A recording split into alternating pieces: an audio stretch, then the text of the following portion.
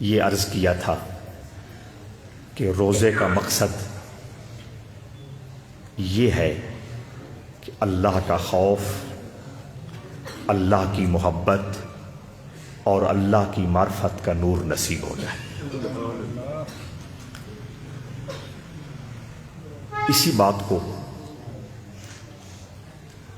رمضان کے حوالے سے بھی اور عمومی زندگی کے اعتبار سے بھی تھوڑا اور آگے بڑھانا چاہتا ہوں۔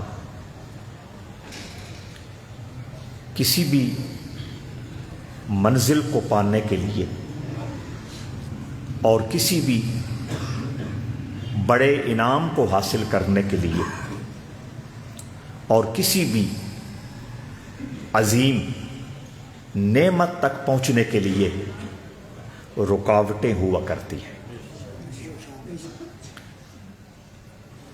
یہ ایسی حقیقت ہے جس سے کسی کو کوئی اختلاف نہیں۔ سونے کا چمچہ لے کر پیدا ہونے والے کچھ لوگ ہوتے ہیں، اپنی محنت کر کے رات دن کی قربانی دے کے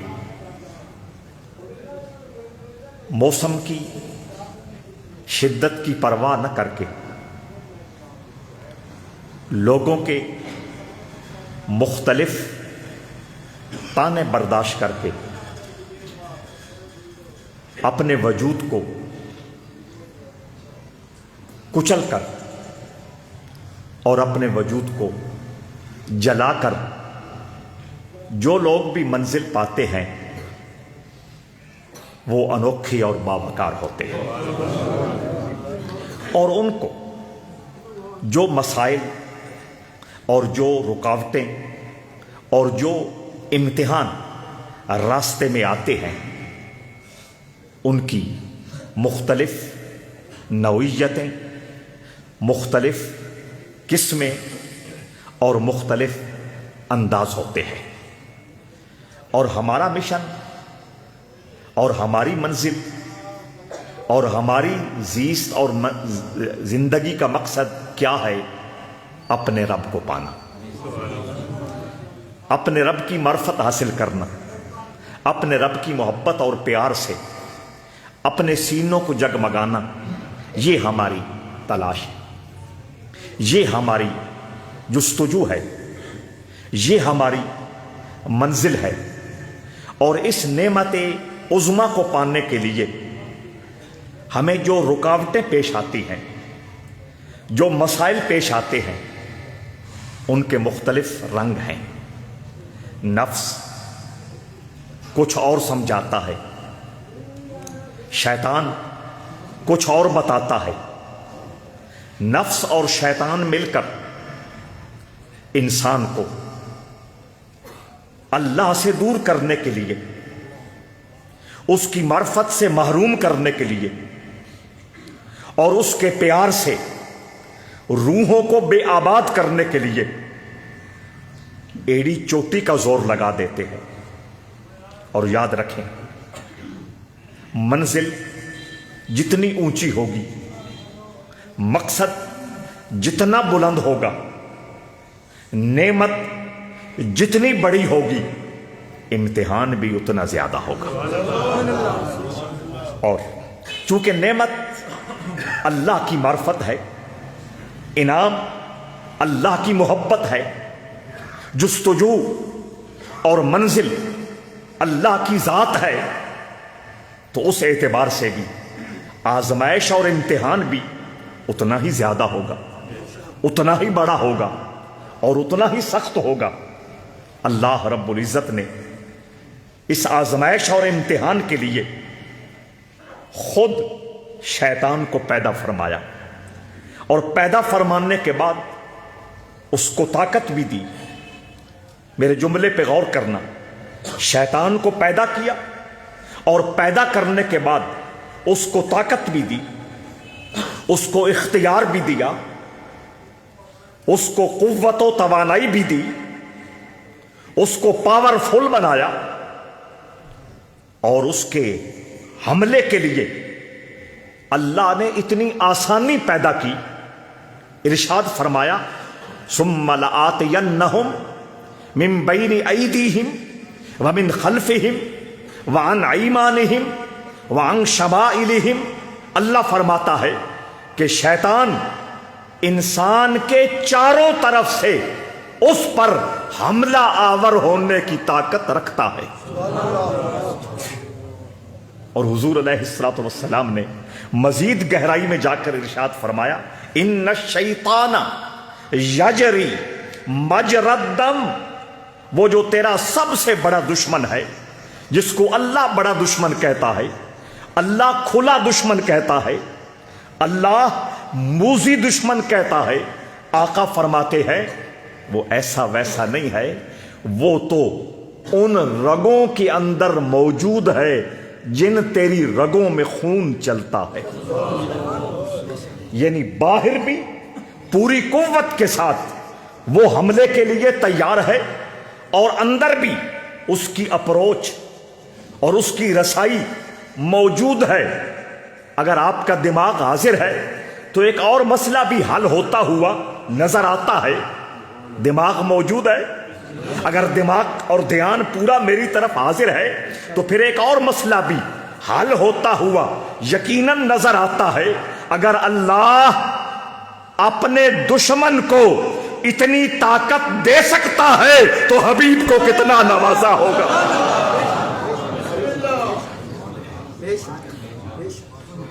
کوئی اختلاف کی گنجائش موجود ہے؟ کوئی نکتہ چینی ہو سکتی ہے؟ میں حاضر بیٹھا ہوں، آپ بتائیے۔ جب اللہ خود کہہ رہا ہے کہ شیطان کو اتنی طاقت دی ہے، اتنا اختیار دیا ہے کہ وہ کہاں کہاں سے تجھ پر حملہ آور ہو سکتا ہے، اگر دشمن کو اتنا نوازا ہے تو اپنے حبیب پر کتنا کرم کیا ہوگا۔ اس لیے جمع تفریق نہ کیا کریں، ضرب تقسیم نہ کیا کریں کہ مصطفیٰ کے پاس کیا ہے اور مصطفیٰ کے پاس کیا نہیں ہے۔ حضرات ذی وقار، یہ بات طے ہے کہ لا یمکن الثنا بعد از خدا بزرگ تو لا یمکن الثنا کما کان حقہ بعد از خدا بزرگ تو ہی۔ قصہ مختصر، یہ شاہ عبدالعزیز محدث دہلوی صدیوں پہلے فرما گئے۔ شاہ ولی اللہ کا جگر، شاہ ولی اللہ کی آنکھوں کا نور، شاہ عبدالعزیز محدث دہلوی تفسیر عزیزی کا مصنف، تحفہ اثنا عشریہ کا مصنف، شاہ عبدالعزیز بستان المحدثین کا مصنف شاہ عبدالعزیز صدیوں پہلے یہ کہہ گیا کہ مصطفیٰ کریم کی تعریف کرنے کا کوئی حق ادا نہیں کر سکتا۔ زیادہ سے زیادہ اگر کہا جا سکتا ہے تو وہ یہی کہا جا سکتا ہے کہ اللہ کے بعد اس کائنات میں شان و شوکت کا مالک مصطفیٰ کی ذات ہے۔ لیکن میرا موضوع نہیں ہے، میرا موضوع اندر کی جنگ ہے۔ اے موضوع ہونے چاہیے یا نہیں ہونے چاہیے؟ اے موضوع سن سننے چاہیے یا نہیں سننے چاہیے؟ یہی موضوع ہیں جو انسان کو انسان بناتے ہیں، یہی وہ موضوع ہیں جو انسان کا زندگی کا جو مقصد ہے اس کو سمجھاتے ہیں، یہی وہ موضوع ہیں اگر یہ سمجھ آ جائیں اور ان پر بندہ عمل کرنے کی کوشش شروع کر دے تو اسے اللہ کا راستہ نصیب ہو جاتا ہے، اللہ کا قرب عطا ہو جاتا ہے، اللہ کی محبت سے اس کی روح سرشار ہو جاتی ہے، اللہ کی معرفت سے اس کا دل پر نور ہو جاتا ہے۔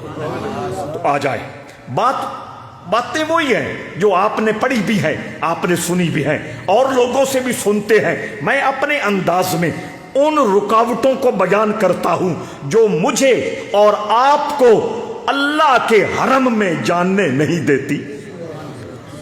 پہنچ کیا ہے؟ اللہ کا حرم ہے۔ منزل کیا ہے؟ اللہ کے حرم میں داخل ہونا ہے، لیکن بیریئر رکھے ہیں، رکاوٹیں رکھے ہیں، کچھ ایسی درمیان میں پرابلمز ہے جس کی وجہ سے ہم نہیں جا سکتے۔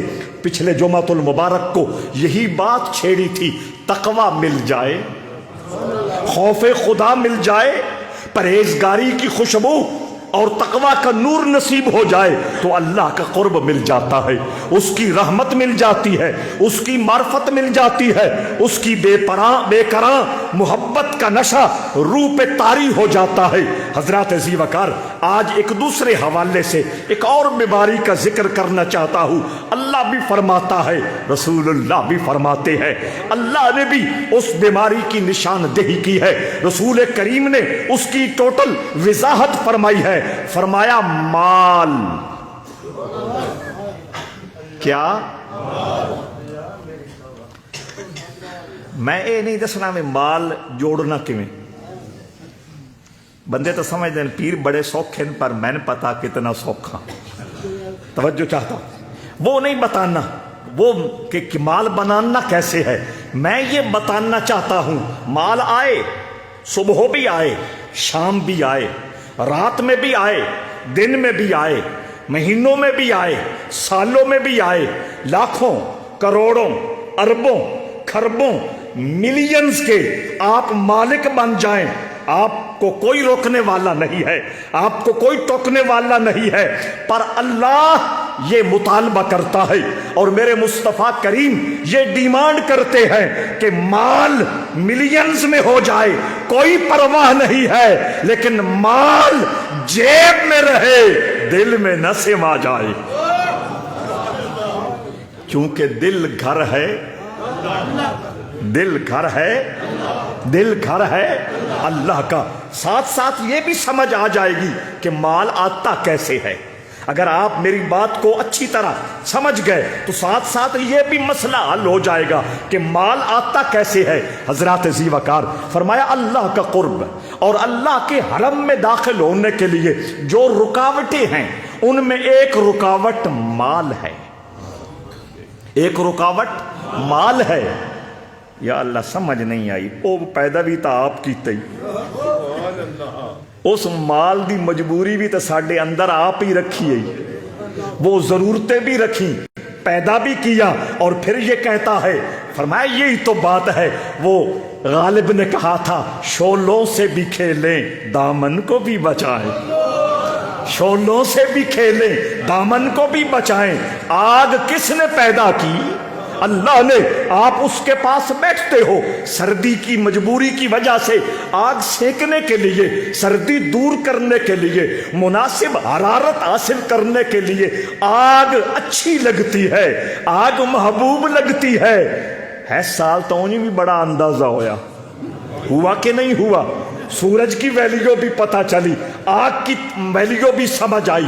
تو میں یہ کہہ رہا تھا آگ سردیوں میں ہماری مجبوری ہوتی ہے، ہم اس کے قریب بیٹھتے ہیں لیکن پوری احتیاط کرتے ہیں، نہ جسم جلے نہ کپڑا جلے، شعلوں سے بھی کھیلیں دامن کو بھی، یہ بول دیں، شعلوں سے بھی کھیلے دامن کو بھی بچائیں، شعلوں سے بھی کھیلے دامن کو بھی بچائیں۔ مال کا خالق بھی وہی ہے، ضرورتیں پیدا کرنے والا وہی ہے، مال کمانے کا حکم دینے والا وہی ہے، مال رکھنے کا حکم دینے والا وہی ہے، لیکن وہ کہتا ہے کہ یہ تیرے جیب میں بے شک کروڑوں کی تعداد میں موجود رہے، یہ دل میرا گھر ہے، اس میں میرے جلوے چمکتے رہے۔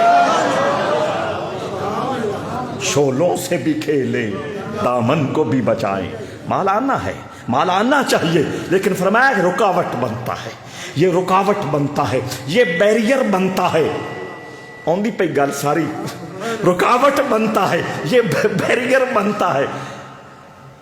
وہ میں کنا بندے نال نال ٹردا نا، وہ چنگے جڑے بندے بالے لگتے، میں بالکل انہوں نے نال ٹردا پہ آتا، انہوں دا دماغ بھی میرے اگا آتا، انہوں دا اندر بھی میرے اگے آتا، الحمدللہ۔ حضرات ذی وقار وہ پھر میں اشارے کر کے ذرا ان کو اور اپنی طرف متوجہ کر لیتا ہوں۔ حضرات ذی وقار میں عرض یہ کر رہا تھا کہ اللہ نے مال کو پیدا کیا، مال نعمت ہے، مال نعمت ہے، بہت بڑی نعمت ہے، لیکن اللہ فرماتا ہے یہ زحمت نہ بنے، یہ نعمت رہے، یہ زحمت نہ بنے، یہ نعمت رہے، یہ اللہ سے دوری کا سبب نہ بنے۔ مال نعمت ہے لیکن یہ اللہ کا قرب پانے کے لیے رکاوٹ نہ بنے، مال نعمت ہے اللہ کی محبت سے دوری کا سبب نہ بنے۔ حضرات ذی وقار رحمت عالم صلی اللہ تعالی علیہ وآلہ وسلم سے زیادہ مال اور انسان کی نفسیات.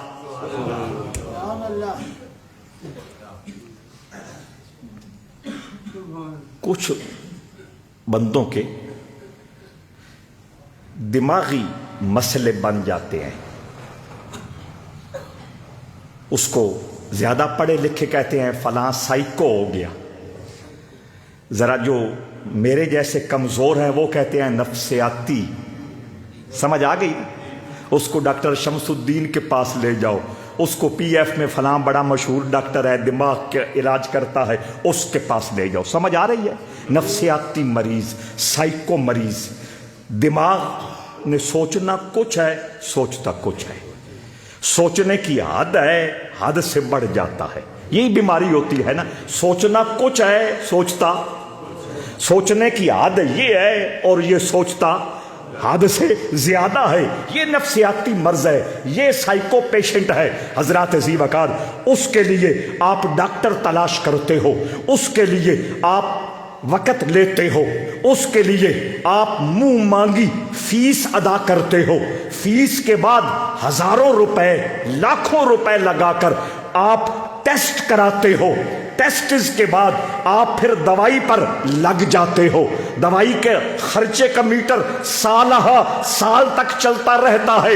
ایک طرف اتنی فٹیک ہے، دوسری طرف رسول رحمت کا طریقہ علاج ہے.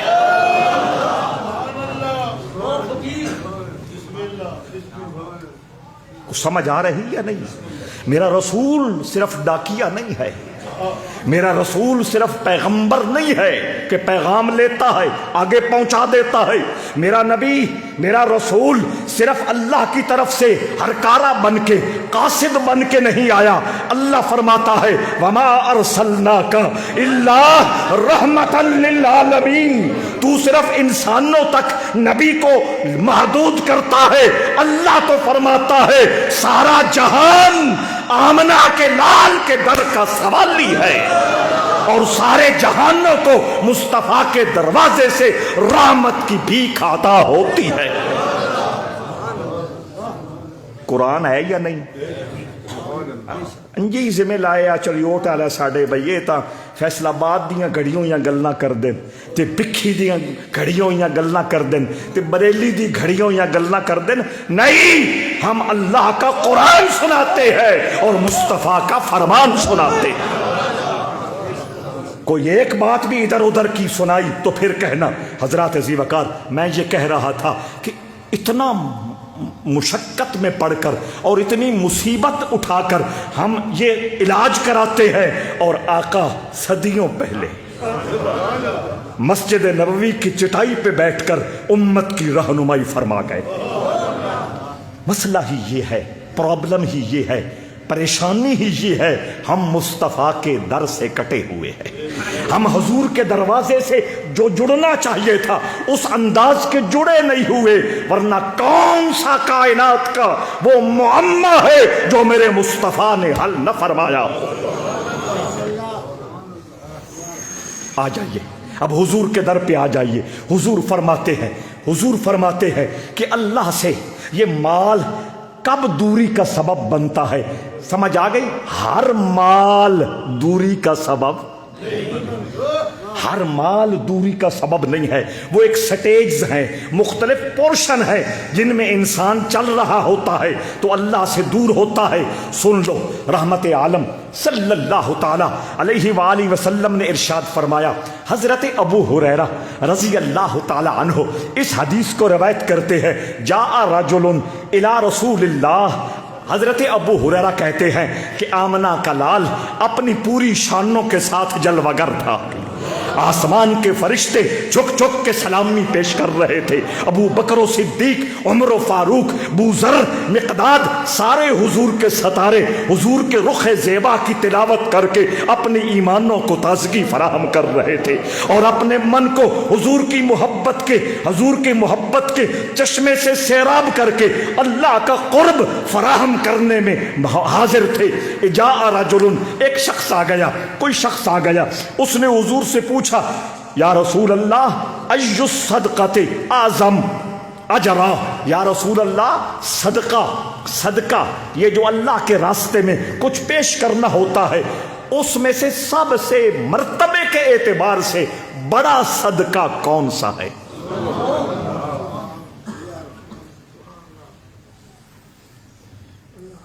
ہم نے زکوٰۃ کی بات نہیں کرنی، وہ تو فرض ہے. کیا خیال ہے؟ وہ تو فرض، وہ نہیں دیں گے، اللہ کے دربار میں جواب دینا ہوگا. عشر کی بات نہیں کرنی، فرض ہے، نہیں دیں گے، اللہ کے دربار میں جواب دینا ہوگا. رمضان میں دل نرم ہو جاتے ہیں. سنا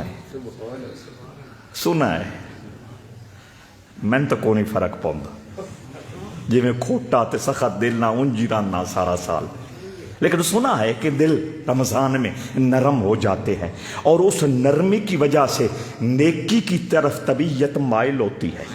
اور جب طبیعت مائل ہوتی ہے، اس میلان کا ایک سبب یہ بھی ہے نا کہ وہ سنگی قید میں ہے. جنت کے سارے دروازے کھل چکے ہیں، دوزخ کے سارے دروازے بند ہو چکے ہیں. رب کے کرم میں سے ایک یہ بہت بڑا کرم ہے کہ داخلی خارجی جتنے حملے کے راستے تھے اس نے بند کر دیے ہیں.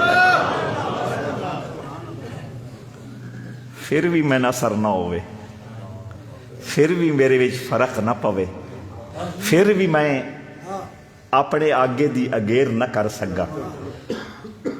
پچیائی والی گل ہے یا نہیں؟ میرا خیال ہے اس تو وڈی پچیائی والی گل کوئی نہیں. حضرات ذی وقار، تو میں یہ کہہ رہا تھا دل نرم ہوتا ہے، نیکی کی طرف دل مائل ہوتا ہے. پھر حضور کا فرمان سامنے آتا ہے، نفل درجے کے اعتبار سے سنت پہ پہنچ گیا، سنت درجے کے اعتبار سے فرض کے درجے میں چلا گیا، اور فرض 70 گنا زیادہ ہو گیا. لیکن میرا یہ تجربہ ہے کہ معظم آباد کے رہنے والے نمازوں کے معاملے میں تو شاید کچھ سنجیدہ اور سیریس ہو جاتے ہوں گے. اللہ کے راستے میں زکوٰۃ ادا کرنے کے حوالے سے، عشر ادا کرنے کے حوالے سے ان کے کانوں پہ جوں تک نہیں رینگتی الا ماشاء اللہ. چند لوگ ہوں گے جن کی برکت سے ہم بچے ہوئے ہیں، جن کی برکت سے اللہ نے عذاب روکا ہوا ہے، جن کے اس عمل خیر کی وجہ سے اللہ نے ہمیں بہت ساری بے عزتیوں سے محفوظ کیا ہوا ہے. توجہ فرمائیں. اور نہیں کرتے. رمضان میں تو 70 گنا کے حساب کو سامنے رکھتے ہوئے اللہ کا حق اللہ کے راستے میں دیں. بس اس پہ زیادہ بات میں نے نہیں کرنی، سمجھنے والوں کے لیے کافی ہے. میں تو کہہ رہا ہوں کہ آقا فرماتے ہیں کہ صحابی نے آ کے پوچھا، یا رسول اللہ صدقہ درجے کے اعتبار سے سب سے اونچا کیا ہے؟ تو رحمت عالم صلی اللہ تعالی علیہ وآلہ وسلم نے، ذرا دھیان کرے آئے، جمعے سے پہلے روشنے کے ڈیرے سے بھائی اکرم مجھ سے ایک ایسا ہی مسئلہ پوچھ رہے تھے کہ یہ کام ہوا ہے تو میں صدقہ دینا چاہتا ہوں، کیا دوں؟ انہوں نے خود ہی آ کے مینشن کیا، بکرا دوں، مرغی دوں، پیسے دوں، یہ کروں، وغیرہ وغیرہ. خیر، یہاں سوال یہ ہوا درجے کے اعتبار سے سب سے اونچے مرتبے کا صدقہ کون سا ہے؟ حضور نے نقدی کا ذکر، حضور نے جنس کا ذکر، حضور نے کپڑے دینے کا ذکر، حضور نے کسی بھی مادی نعمت کا نام نہیں لیا، نہ پیسے کا ذکر، نہ جنس کا ذکر، نہ کھجور کا ذکر. ویسے تو کھجور بھی جنس میں ہے، سمجھانے کے لیے کہہ رہا ہوں. نہ کسی کپڑے کا ذکر، نہ کسی اور پراپرٹی کا ذکر. سن لو، چونکہ حضور سے زیادہ امت کی نفسیات کو جاننے والا، یہ سمجھانا للانے والے جاگ کے بان اجے 5-6 گھنٹے باقی. توجہ چاہتا ہوں تے میرے والوں بھی دیکھو نا. ਉਸ ਤੁਹਾਡੇ ਕੰਮ ਦੇ ਨਾਲ ਨਾਲ ਮੈਂ ਆਪਣਾ ਕੰਮ ਵੀ ਕਰਦਾ ਪਿਆ ਤੇ ਨਾਲ ਆਏ भी करता ਪਿਆ। इस वास्ते ज़्यादा मैंने थोड़े हौसला अफजाई की ज़रूरत है। तवज्जो चाहता हूँ हजरात अज़ीज़ वक़ार, सदका सबसे मर्तबे के एतबार से ऊंचा सदका क्या है? अब आम तौर पे तो जहन में ये आना चाहिए, हजूर फरमाए पैसे, हजूर फरमाए खजूर, हजूर फरमाए फ्रूट, हजूर फरमाए कपड़े, हजूर फरमाए कोई बाग अल्लाह के रास्ते में दे दो ना। सुनो, मुस्तफ़ा करीम अपने शान के मुताबिक जवाब देते हैं। फरमाया हजूर अलैहिस्सलाम ने फरमाया अंत सद्दक़ व अंत सहीहुन शहीहुन। ये हुजूर के प्यारे अल्फाज मैंने बरकत के लिए सुनाए हैं। अंत सद्दक़ व अंत सहीहुन शहीहुन। मैं दोनों लफ्जों पे बात करता हूँ, ये दो तो कम टप गया तो खैर मेरे। तवज्जो चाहता हूँ, अगर किसी ने मजबूरी होवे तो बेशक इजाज़त भी है, कोई मसला नहीं। ये मैं वैसे मैं ज़हन बनाता हूँ, टपने नहीं दूंगा। हजरात अज़ीज़ वक़ार, आका ने फरमाया अंत सहीहुन शहीहुन। आका ने दो लफ्ज बोले, फरमाया सदका वो मर्तबे के एतबार से, शान के एतबार से, दर्जे के एतबार से सबसे ऊंचा है जो तू तंदुरुस्ती की हालत में दे। आज मेरा दिल करता पे खलो के कर कोई जुगाड़ लाओ ना, मैं अपना काम कर दे रहा हूं, तुम उदों नहीं देखना, तुसा मेरे वल्लों देखना। हजरात अज़ीज़ वक़ार, तवज्जो चाहता हूं, मेरी तरफ तवज्जो। फरमाया इस हाल में तू सदका कर, इस हाल में असलम तू तो देखना, तू तंदुरुस्त हो, सही हो। सुनो जरा, तंदुरुस्त हो, सही हो। जिस वक़्त बंदा तंदुरुस्त होता है, सेहतमंद होता है, हट्टा कट्टा होता है, उस वक़्त जज्बात, कोई नेकी का शौक नहीं ज्यादा, कोई कब्र का खौफ नहीं, कोई आखिरत की तैयारी की हवाले से, क्योंकि उसके अंदर ये बात चल रही होती है अभी बड़ा वक्त, अभी बड़ा हाँ दुख आ जाए, परेशानी आ जाए, मर्ज आ जाए तो फिर सदका भी बंदा करता है, फिर बंदा खैरात भी करता है, फिर बंदा पीरा कोल भी अब पड़ी पाऊंगा। हजरात अज़ीज़ वक़ार, तवज्जो चाहता हूँ, तवज्जो चाहता हूँ, बहुत ज़्यादा तवज्जो चाहता हूँ। मेरे आका का एक नफ्सियाती मसले की तरफ इशारा करना। फरमाया अंता सहीहुन, सबसे मर्तबे के एतबार से वो सदका ऊंचा है जो तू तंदुरुस्ती की हालत में दे। जब बीमार होगा, किसी मरज में मुब्तला होगा, जब तू रोगी होगा, फिर सदका तो नहीं है ना, फिर तो अपनी जरूरत है ना, फिर अपना मतलब निकालना है ना। आया है वो ज़रब तकसीम जमा तफरीक, आज समझ आ गई है। ये हुजूर ने इसकी नींव रखी है, इस ज़रब तकसीम की, जमा तफरीक की बुनियाद मेरे मुस्तफ़ा करीम ने रखी है। फरमाया अंत सहीहुन, सेहत की हालत में तेरा ख्याल और होता है, तेरे जज्बात और होते हैं, तेरे इरादे और होते हैं, तुझे किसी की कोई परवाह नहीं होती, तू जो करना चाहता है कर गुजरता है, तुझे कोई रोकने टोकने वाला नहीं। कोई रोकने टोकने वाला हो भी तो तेरी कुव्वत इरादी इतनी मजबूत होती है, कौन है जो मुझे कुछ कह सके, मैं करके रहूंगा। हजरत अज़ीज़ वक़ार, फरमाया उस कैफियत में अल्लाह के रास्ते में सदका पेश करना मर्तबे के एतबार से बुलंद है।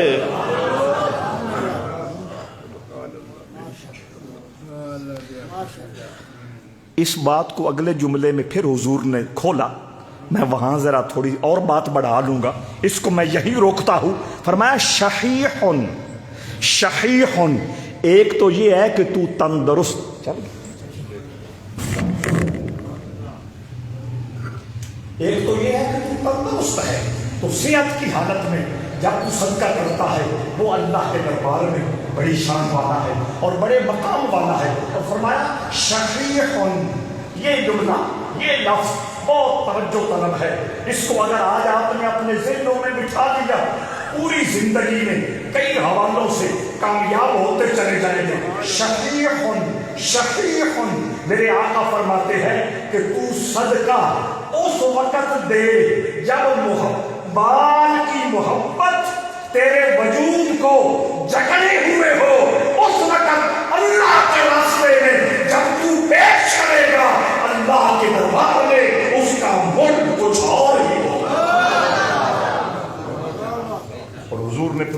وضاحت بھی کی, شقیحن کی اپنے الفاظ میں وضاحت کی. میرے آقا فرماتے ہیں تخشى الفقر وتأمل الغنى. فرمایا شقیح کا مطلب یہ ہے تو اللہ کے راستے میں کچھ دینے لگے, تیرے اندر لیڈر چل جائے, جمع تفریق ضرب تقسیم کا سلسلہ شروع ہو جائے کہ میں کا بھوکا ہو ویسا.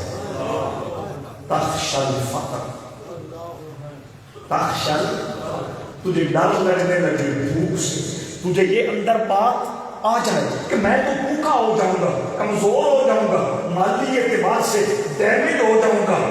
نہ فرمایا اس کیفیت میں جب اندر کچھ کہہ رہا ہو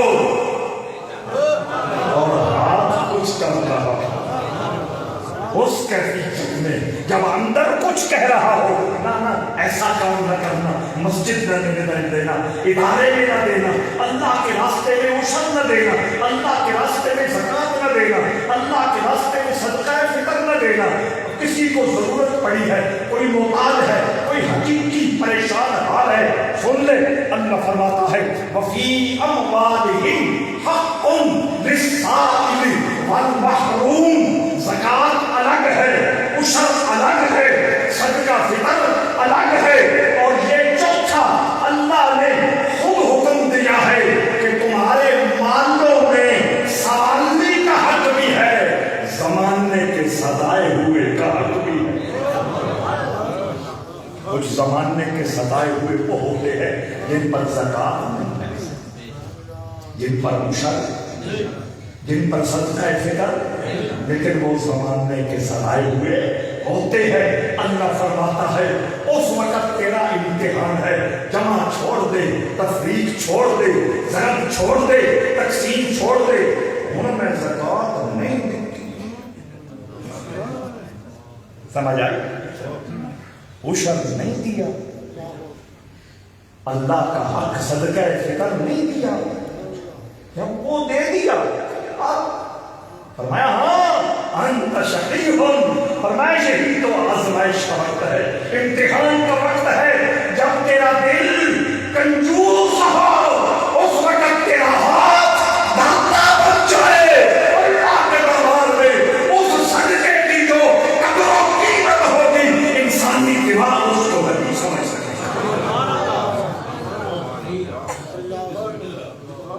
کبھی کر کے تو دیکھے, کبھی یہ تجربہ کر کے تو دیکھے اندر کتنی ٹھنڈ پڑتی ہے, اللہ کی رحمت کس طرح طوفان کی صورت میں اور روح پر اترتی ہے, اللہ کی طرف سے روشنائیوں اور اجالوں کا ایک خوبصورت سما سینے میں کیسے ابھر کے آتا ہے. تو آقا فرماتے ہیں جب تو تندرست بھی ہو اور جب تیرا اندر نہ دینے پر تیار ہو اس وقت جگرا بڑا کر. اور یہ حضور نے ایسے بات نہیں کی, ایسے ہوں خرچنے ہوں, گڈی لینی تکلیف کو نہیں, کوٹھی لینی تکلیف نہیں, پلازا کی دکان لینی تکلیف, 10-12 ایکڑ بک رہے ہیں تکلیف, گھڑی تکلیف نہیں, موبائل تکلیف نہیں ہوتا. لیکن وہ پیسے جن کے بدلے میں کچھ بھی نہ آ رہا ہو وہ تو ہوا میں گئے نا, لیکن یہ وہ ہوا ہے, یہ وہ ہوا ہے, یہ وہ ہوا ہے جو باد سما بن کر اپنے کندھوں پہ بٹھا کر تیری روح کو اللہ کی جنت میں داخل کرنے والا. انت شقیح. فرمایا ایک گل یاد آ گئی, تھوڑا یہ ہوتا ہے مگر وہ تو ہو گیا. دیوبندیوں کے بڑے مشہور عالم اشرف علی تھانوی, ان کی کتاب ہے, ان کی تقریریں ہیں, ان تقریروں کو اکٹھا کیا کسی نے اور کتاب کا نام رکھا آداب انسانیت. لائبریری میں ہمارے پاس موجود ہے. حضرات تھانوی صاحب کہتے ہیں کہ ہندوستان کا شہر رامپور مشہور شہر، وہاں ایک بزرگ تھے، غلام حسن ان کا نام تھا۔ کیا نام؟ میں کہانی نہ سناتا پیا، سچا واقعہ سنا۔ ہندو ملک کا نام بھی دسیا، شہر کا نام بھی دسیا، بندے کا نام بھی دسیا۔ جہے یہ کہانیاں سنائے دے نا انہوں نے پھر انجینئر جائے قابو کر لیں۔ توجہ چاہتا بھرپور توجہ چاہتا۔ رامپور شہر کا نام، انڈیا کا شہر، بزرگ کا نام غلام حسن، اور ان کا لقب تھا رسول نما، سونا مصطفیٰ دکھلانے والا، اللہ کا محبوب دکھلانے والا، اللہ کا محبوب دکھلانے والا، یہ لقب تھا، رسول نما لقب تھا دکھلانے والا۔ کوئی بندہ آتا کہتا میں چاہتا ہوں مجھے حضور کی زیارت ہو جائے، وہ کہتے 500 نکالو، 150-200 سال پہلے نکالے، اور 500 دی پھر اپنی ویلیو سمجھتے پہ ہوتا۔ اب پرانی رویہ کے بھی بیٹھے ہوئے دادے ساتھی 2 روپے کی مچ نہیں ہے یا نہیں ہے، وہ 500 نکال، اگر موٹی ساتھی ہوتی 700 نکال، اور موٹی ساتھی ہوتی 1000 نکال۔ ان کے پاس تو تھے اور ان کو تجربہ بھی تھا لوگوں سے، سچے لوگوں سے انہوں نے سنا تھا بابا بات کا پہلا دیتا ہے۔ اگر اسے کہا جائے اور پیسے دے دے تو بات کا پہلا دیتا ہے۔ حضرات عظیم خان وہ خوشی سے دے دیتے اور وہ پردہ ہٹا دیتے، وہ سونے کی زیارت کر دیتے۔ ایک عرصہ گزر گیا، توجہ، ایک عرصہ گزر گیا۔ ایک مرتبہ ان کی اپنی بیوی نے کہا ساری دنیا کو مصطفیٰ کریم کی زیارت کراتے ہو،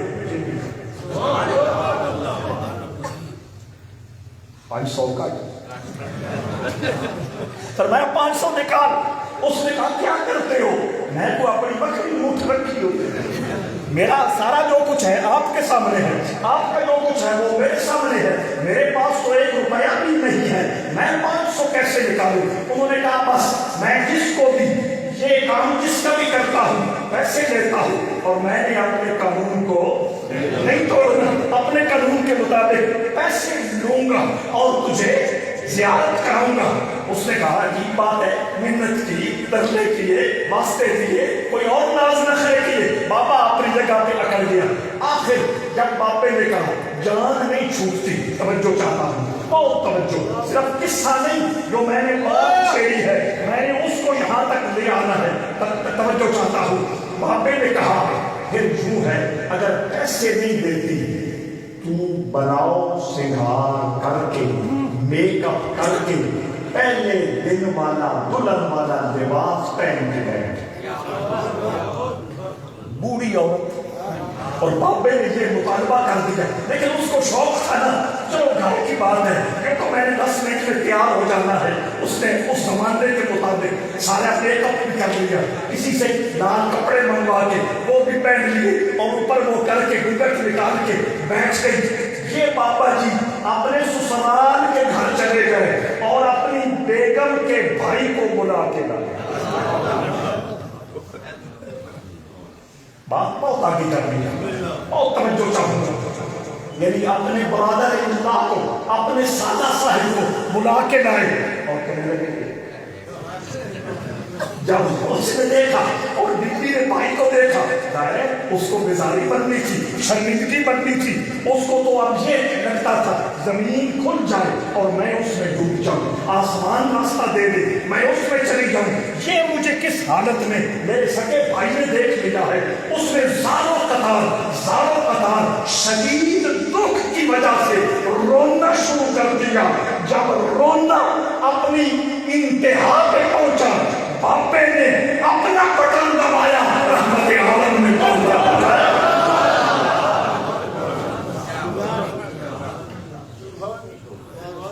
بھائی تو کچھ کہتا، کوستا، کچھ باتیں بتاتا، چلا گیا، ادھر یہ کام ہو گیا، اب پھر وہ رو رہی ہے۔ بابا کہنے لگا غلام حسن، رسول اللہ فرمانے لگے اب تو رو رہی ہے؟ کہنے لگی اب تو خوشی کے آنسو ہے، اب تو خوشی کے آنسو ہے نا، اور بتا تو صحیح میں چمکے نہ آئی۔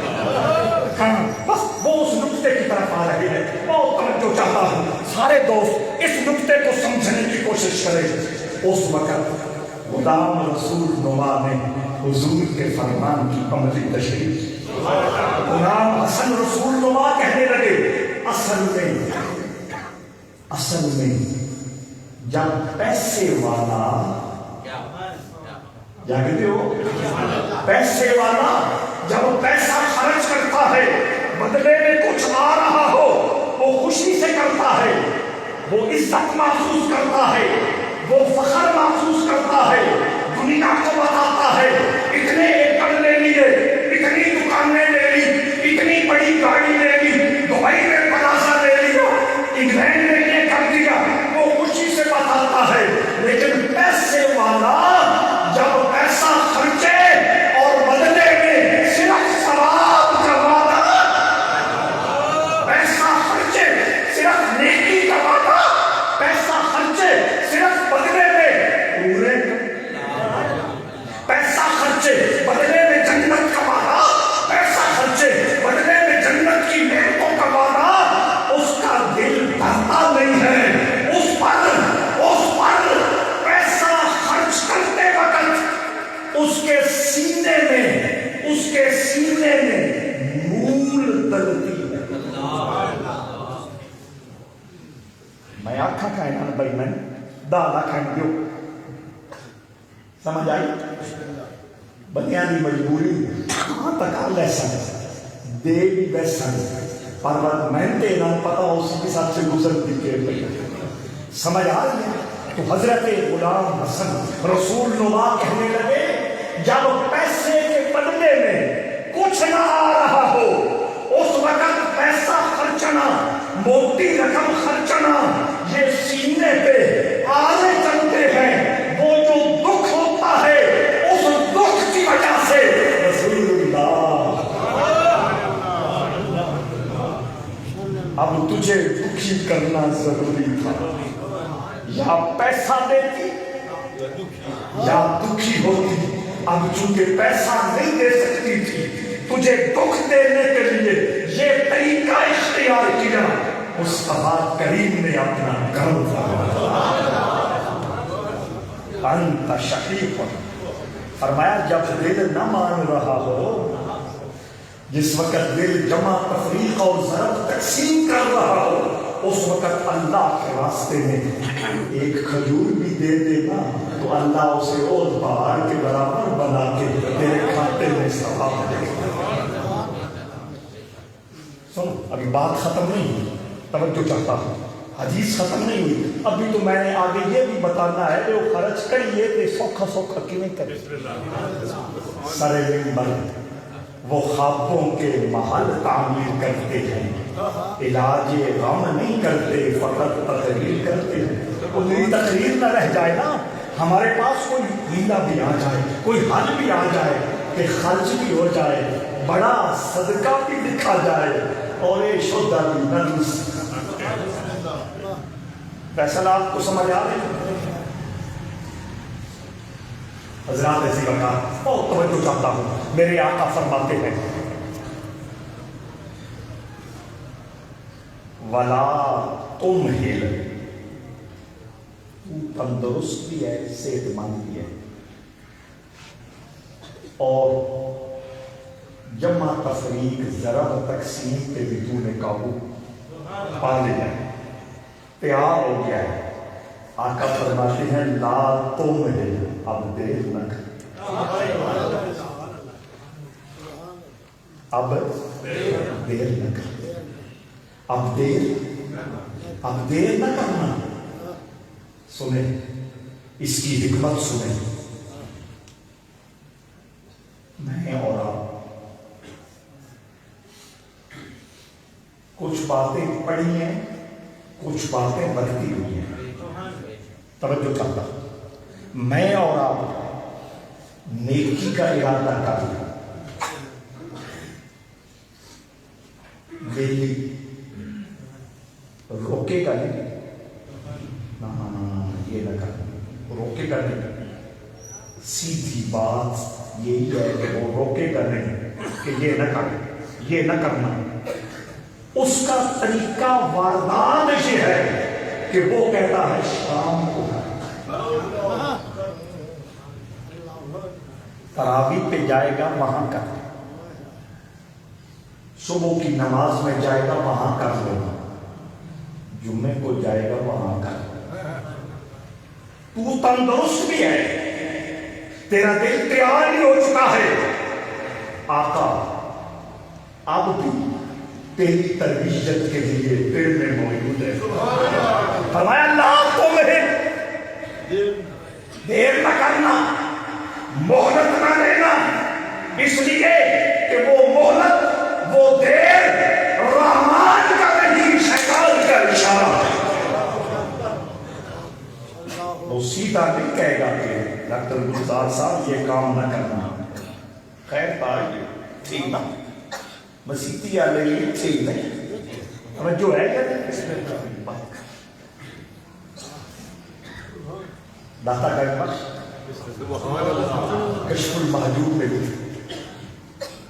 کوئی بزرگ جا رہے تھے، ان کے ساتھ ان کا خادم بھی تھا، بزرگوں کے جوتے ٹوٹ گئے، خادم کے پاس موٹا کمبل تھا، دل میں خیال آیا توجہ کہ میں جلدی جلدی موزے بنا دوں کاٹ کے اور بزرگوں کو پیش کر دوں تاکہ چلنے میں آسانی رہے،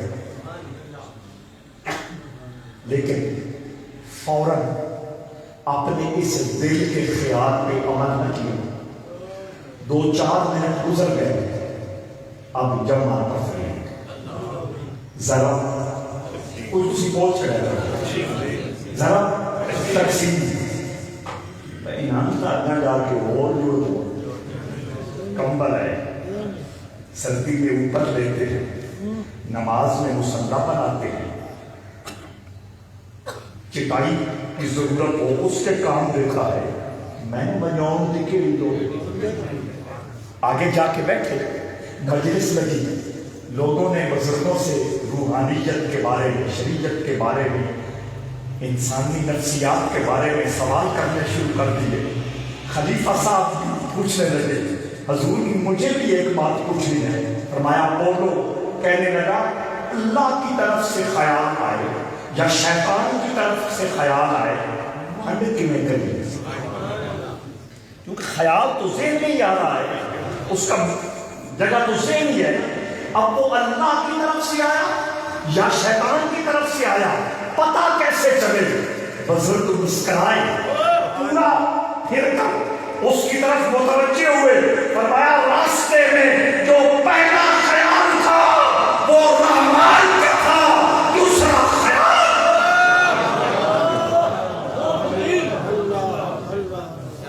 لا تم مجھے، فرمایا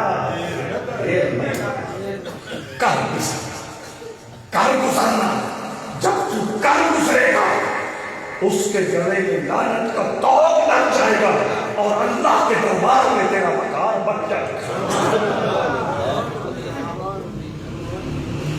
سمجھ آ رہے دوستان عزیزان، اور یہ صدقہ صرف پیسے والے نے نہیں کرنا ہوتا۔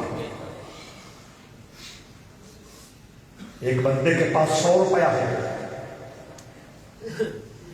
وہ 20واں حصہ دے، 10واں حصہ دے، 40واں حصہ دے، 50واں حصہ دے، صدقہ دے۔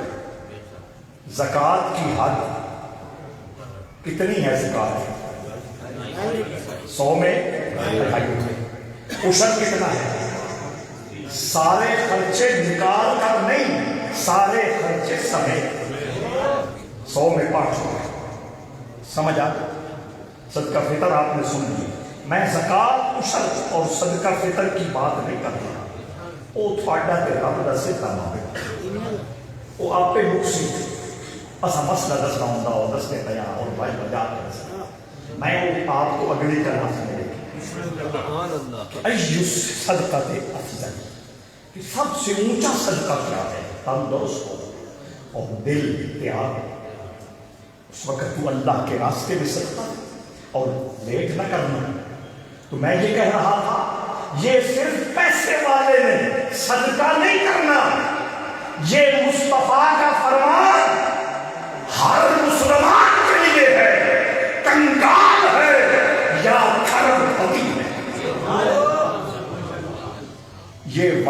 دماغ سے نکال دو کہ صدقہ وہی کرے گا جس کے پاس کچھ ہو نہ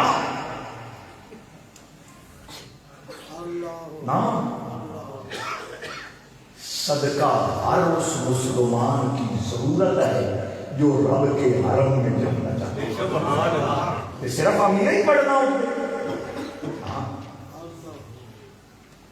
ایک بندے کے پاس 100 روپیہ ہے, اس میں 1 روپیہ دے سکتا ہے کہ نہیں دے سکتا؟ سما ایسا بس آپ نے طے کر پوچھنا ہے اپنے رب سے کہ ہم نے تیرے راستے میں تندرستی اور صحت کی حالت میں اور جب دل ضرب تقسیم کر رہا ہو جتنا بھی ممکن ہوا تیرے حرم میں پہنچنے کے لیے تیرے راستے میں صدقہ دینا. ایک تو یہ بتا دیں. دوسری بات, آسانی کیسے ہے؟ تنخواہ دار بندہ طے کر لے میری جس وقت تنخواہ آئے گی اس میں سے 500 میں نے الگ کر لیں, کچھ بھی ہو جائے. کیا باغ والا بندہ, گندم والا بندہ, کمال والا بندہ, چاول والا بندہ, موٹی جنس نہیں ہے علاقوں کے حساب سے طے کر لیں. زکوٰۃ عشر جو الگ ایک موضوع ہے نا, اس میں سے میں نے 5000 روپے ادھر رکھ دینے ہیں اور جب بھی ضرورت پڑے اللہ کے راستے میں ان کو پیش کر. میں لکھنا تھی دے سکتے ہو کہ نہیں. مسلمان کے پاس مینجمنٹ نہیں ہے, مسلمان کے پاس نظم نہیں ہے, مسلمان کے پاس طریقہ نہیں ہے, ورنہ اللہ نے مسلمان کے دامن میں کیا کچھ نہیں رکھا. طے کر. اگلی اور آخری بات, کوشش کریں صدقہ اپنے ہاتھ سے. جو لوگ دور بیٹھے ہیں وہ جامعہ معظمیہ کے اکاؤنٹ میں بھیجے, وہ ان کی مجبوری ہے, لیکن آس پاس جب بھی صدقہ دینے کی ضرورت پیش آئے, ضرورت سمجھے, ضرورت میں نے بتا دی کہ صدقہ اس لیے دینا ہے اس نے گناہوں کو مٹانا ہے, صدقہ اس لیے دینا ہے کہ اس نے مال کی محبت کو گھٹانا ہے, اور صدقہ اس لیے دینا ہے کہ میرے اس عمل میں مجھے اللہ سے ملانا ہے. بس صدقے کے بارے میں اپنا کنسپٹ آج کے بعد تبدیل کر, جو میں نے یہ کہا اس کو سمجھنے کی کوشش کر. سنیں, میرے آقا فرماتے ہیں صدقہ جب بھی دے اپنے ہاتھ سے. کسی کے ہاتھ بھی بھیجا جا سکتا ہے, منع نہیں ہے, منع بعد جا کر تو پینا ہے نہ کرتا اسی چنگا بناؤ شاید گھر دیں گے ایسے آج ہاتھ نہ, منع نہیں ہے. میں اگلی کلاس سے آپ کو لے جانا چاہتا ہوں, اور یہ وہ بات ہے جو دل کی تختی میں نکلے. میرے آقا نے فرمایا اللہ کے راستے میں صدقہ جب تو اپنے ہاتھ سے دے گا تو وہ ہاتھ سے دینے والا عمل قبر کا نور. چراغ راہ کی ضرورت ہے یا نہیں؟ قبر کے اجالوں کی مجبوری ہے یا نہیں؟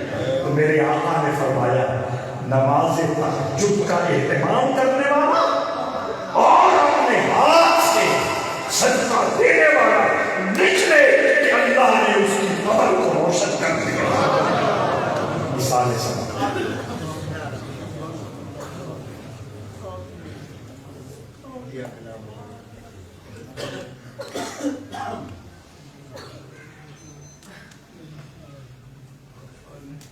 برحمتک یا جزاک اللہ خیر.